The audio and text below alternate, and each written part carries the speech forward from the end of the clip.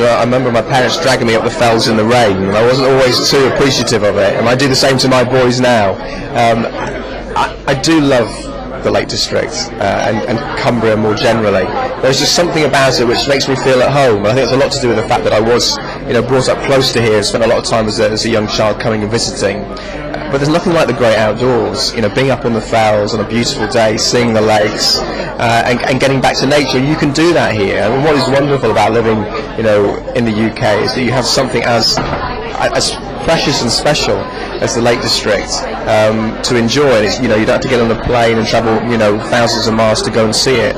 So I always love coming back here, and of course, particularly with what's happened with the flooding and Cockermouth and Workington particularly, I have a real connection because I know these places, and to be here at this time allows me to express my very deep sorrow and concern with all that's happened, and I know that the Cumbrians will respond to it with great courage and bravery and inspiration and become stronger through it, but it's a really tough time for them at the moment. Today we're here in Cumbria looking at the identity of the North West and the Cumbria in particular to see what makes them unique and what they can bring to the Olympic Games. Well, we've just got such a strong sporting base, and not just the performance levels but the grassroots sport and stuff. It's never easy, isn't sport in Cumbria? We've always got to travel a long way, yet the standard of sport is so high. Well, it's a real mixture because if you go down into the south, it's very much rugby country. The Barrow Raiders and the two local rugby union clubs. If you go into the Lake District, it's outdoor activities. I mean, our centres, one is simply an outdoor sports centre which is on Lake Windermere, and then taking people up into the fells for that type of activity.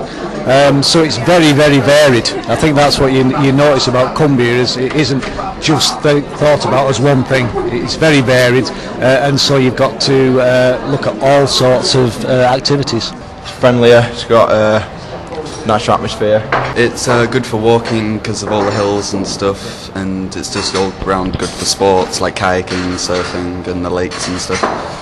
Well, Cumbria, first of all, you've got a great project, Lakes Alive, the Street Arts Festival. It is incredible. Over 40,000 people attended the launch of that this year. They do some amazing stuff, from acrobats on high wires to human mountains to all sorts of things. So it's a fantastic opportunity for both people in Cumbria and to bring in tourists. So that's going to be running for the next 3 years. Get Set, you've got 75 schools in Cumbria already involved in the Get Set programme. This afternoon, Jonathan's going to be presenting the Lake School with their Get Set Network certificate, which is the first school in Cumbria on the Get Set Network. I think it's one of the most beautiful parts in the world, certainly one of my favourite places, and relatively rural. So I think there's a good strong community network here. So I think it's kind of well placed, I think, sort of to bring communities together with different projects which play on the games being in London in 2012. In terms of, say, pre-games training camps, and I know that the Kendal Judo Club is going to host the Oceano Judo players and maybe the American Judo players, to come here and say to one of the most beautiful parts of the world, away from all the hustle and bustle of an Olympic village, would be the perfect place to prepare. And then I think Cumbria can just benefit from the games in the way that perhaps the rest of the UK from, like business contracts, getting involved with volunteering, and then of course there's the opportunity when the tickets go on sale to actually buy tickets and to come and watch. I think one of the speakers made the comment is about making the most of your assets, and Cumbria's assets is the great outdoors and the whole Adventure Capital UK message.